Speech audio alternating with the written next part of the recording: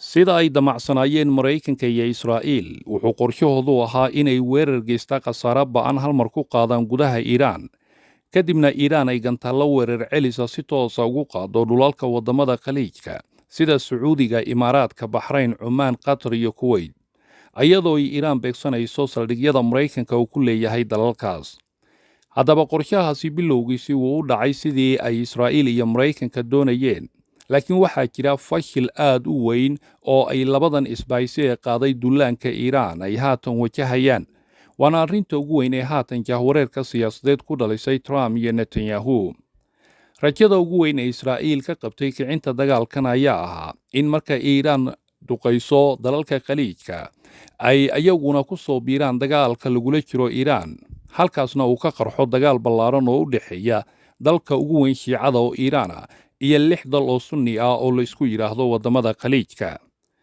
marka ay dalalka muslimka si toos ay isu abbaaraan oo dhinac walba gaaro xanuun khasaare oo baaxad leh, ayay damacsanaayeen Maraykanka iyo Israa'iil inay bannaanka ka istaagaan oo ay ku soo biiraan dunida daawanaysa maanta dagaalka ka dhacaya bariga dhexe. laakiin waxaa filashada ku dhowaaday inay fuliyaan dowladaha Sacuudiga iyo Imaaraadku ayagu toddobaadkii koowaad ee uu bilowday dagaalka ku dhawaaqay inay difaacayaan dalalkooda iyo dadkooda oo ay qaadayaan weerar ka dhana Iiraan. nasiib wanaag madaxda dalka Qatar iyo kuwa Masar ayaa Sacuudiga iyo Imaaraad ka fahamsiiyey damaca Israa'iil iyo Maraykanka inuu yahay dagaal baaxad leh oo laga dhex abuuri rabo dowladaha Islaamka iyagoo loo kala qaybinayo Sunni iyo Shiico, sidaa darteedna ay ka baaqsadaan wadamada khaliijka gebi ahaanba inay ku biiraan dagaal ka dhana Iiraan. qodobkaas wuxuu hakiyey in gebi ahaanba uu dagaalkan ka dhacaya bariga dhexe yeesho wejigii laga damacsanaa, waayo dowladaha khaliijka waxa ay diideen inay ka mid noqdaan dalalka weeraraya Iiraan, weliba iyaga oo ay Iiraan ku wado dhulkooda duqaymo aad u xooggan. wuxuu arrinkani ku dhaliyey caro weyn madaxda Maraykanka iyo Israa'iil oo ku fikirayay in ayagu 3 maalmood ee ugu horreysa ay weerarada Iiraan ku qaadi doonaan, waxa intaa ka dambeeyana ay isaga bixi doonaan dagaalka dhex mari doona dalalka khaliijka iyo Iiraan. sida uu qorshuhu ahaa, Maraykanka iyo Israa'iil xisaabta uguma jirin in Iiraan ay la galaan dagaal dheer oo kaga baxa dhaqaale iyo waqti badan, weliba salfanaya nolosha dad Maraykan iyo Yuhuuda. laakiin go'aanka ay dowladaha khaliijka kaga baaqsadeen weeraro jawaaba inay iyaguna ku qaadaan Iiraan ayaa dhaliyey in marxaladda dagaalka ay badweyn ku noqoto Israa'iil iyo Maraykanka oo keliya. ujeeddooyinka Israa'iil ee dagaalkan kuwooda ugu muhiimsan ayaa loo soo koobay, ayadoo tan koowaad lagu sheegay in colaad diimeed oo fog ay dhex dhigto dalalka Carabta iyo Iiraan, markaasna ay hesho nafis ballaaran oo ay kaga faa'iidaysato dalalka muslimka ah ee ku wada nool bariga dhexe iyadoo u kala soocaysa Sunni iyo Shiico. qodobka labaad ayaa lagu sheegay in Israa'iil ay damacsanayd inuu baaba'o dhaqaalaha Carabta, dhinaca kalena gantaalada iyo droniska faraha badan ee Iiraan 3 meelood ay 2 meel ku dhowaad u isticmaasho dagaal ka dhana khaliijka. halkaasna Israa'iil waxay u arkaysay in hubka faraha badan ee Iiraan aanay keliya lagu soo jihayn dhulkeeda, islamarkaana ay hoos u dhacdo awoodda hub iyo tan ciidan ee Iiraan. qodobka saddexaad ee damaaciga Israa'iil ee dagaalkan ayaa isna lagu sheegay in Israa'iil ay baabi'iso quburada Iiraan ee farsameeya gantaalada droniska iyo bacriminta barnaamijka nukliyeerka Iiraan si mustaqbalka Iiraan ugu soo biirto wadamada aan lahayn hal abuurka iyo horumarinta nidaamka warshadaha hubka dunida. qodobka afraad ayaa isna lagu sheegay inta ay khaliijka iyo Iiraan ishayaan in Israa'iil ay cagta sii mariso Lubnaan iyo Jordan ama Urdun oo ay gacanta ku sii dhigto dhul badan oo ka baxsan geyiga Falastiin. intaas oo damaaciya waxay rabtay Israa'iil inay ku gaarto keliya inta uu socdo dagaalka Iiraan, sida xogayaha wasaaradda dagaalka ee Maraykanka uu sheegay warbaahinta. ayaguna dowlad ahaan Maraykanka waxay wateen qorshe kale oo danahooda u gaara, kaasoo ka duwan qorshaha Israa'iil ay damacsan tahay. hadalkana waxay aqoon-yahano badan oo ka soo jeeda bariga dhexe ku macneeyeen in Israa'iil danta ugu weyn ay ka leedahay dagaalka uu yahay inay baabi'iso awoodda dalalka muslimka ee haatan nidaamkaas ku gadaaman, kadibna suuro geliso fikrad ah great israel oo ah israa'iil weyn iyadoo oo qaadanaysa dhulal badan oo haatan qaarkood ay aad uga durugsan yihiin halkaasna ay danta ugu muhiimsan ee maraykanka uu leeyahay ay ku sheegeen aqoon-yahanadu ay ku sheegeen danta maraykankuna in uu la wareego saliidda iiraan isaga oo weliba sii diyaarsaday shakhsiyaad iiraaniyiina oo uu ku waday maraykanka inuu u sii dhex maro qorshaha uu u sii diyaarsaday ee ah waxa uu ugu yeero regime change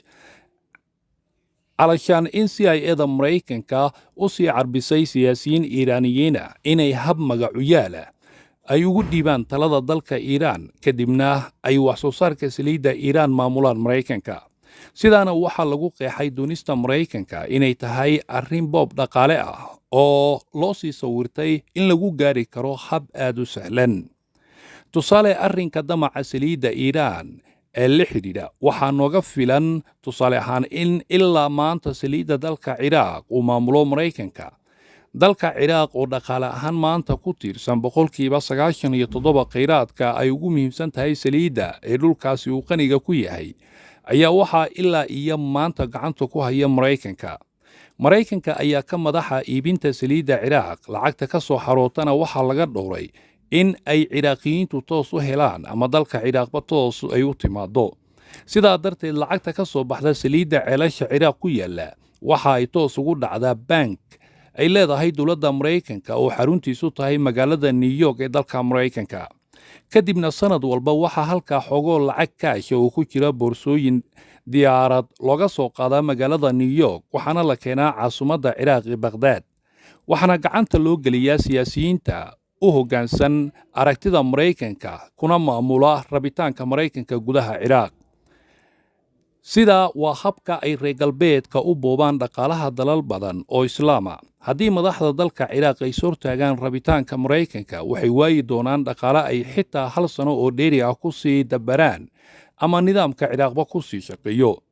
waana sababaha dhammaan dalalka islaamka ahaa ee ay burburiyeen reer galbeedka aanay midkoodna maanta u lahayn nidaam dawli ah oo muuqda ama madax siyaasadeed oo si dhaba u mateli karta ummadda ay hogaaminayaan haddaba Iiraan waa dalka keliya ee bariga dhexe ku yaala oo isaga si ka madax bannaan ama dalka keliya ee ku yaala bariga dhexe oo isagu si madax bannaan haatan u maamusha saliiddiisa iyo kheyraadka kale ee uu leeyahay haddana si kale haddaan u dhigo waa saliidda keliya ee ka maqan gacanta maraykanka ee dhex taalla bariga dhexe weliba lagu iibiyo lacag aan ahayn dollarka maraykanka arrintan awgeedna waxay maraykanku u arkaan in ka maqnaashaha Iiraan ee gacantooda ay tahay mid wax weyn ka dhataalaysa faa'iidooyinka dhaqaale ee uu ka samayn lahaa maraykanku gobolka bariga dhexe oo dowlad ahaan maraykanka iyo xisbi walba oo ka mid ah siyaasadda hogaamineed ee dalkaas waxay isku raacsan yihiin in ay waddo walba u maraan sidii ay u wada heli lahaayeen saliidda Iiraan iyo marinbadeedka Hormuska labadaas ay si buuxda ay u kaamilayaan helidooda awoodda iyo saamaynta maraykanka ee guud ahaan gobolka bariga dhexe intaas oo damaaci siyaasadeed isuwana oo ay isku soo bahaysteen Israa'iil iyo maraykanka laguma heli karo habka uu haatan u socdo dagaalka bariga dhexe kaasoo ah in maraykanka iyo Israa'iil kaliya ay ka libkeenaan dagaal toosa oo ay la galaan Iiraan waayo kacaanka islaamiga ee Iiraan waxa uu u diyaarsan yahay qaab difaac la yiraahdo xanuunka ila wadaag kaasoo ah inay beegsan karaan goob kasta oo la mid ah meelaha muhiimka ee laga beegsado dhulkooda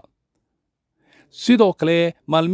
maalmaha sii kordhaya ee dagaalka waxay sii wiiqayaan xoogga dhaqaale ee dalalka soo duulay oo isticmaalaya gantaallo weerar iyo difaaca oo ku kacaya balaayiin dollara kaliya 4 maalin u horreysay dagaalka soo bilowday 28 Febraayo 2026 waxay maraykanka iyo Israa'iil ku qaraj gareeyeen lacag kor u dhaafaysa $630 bilyan oo dollarka maraykanka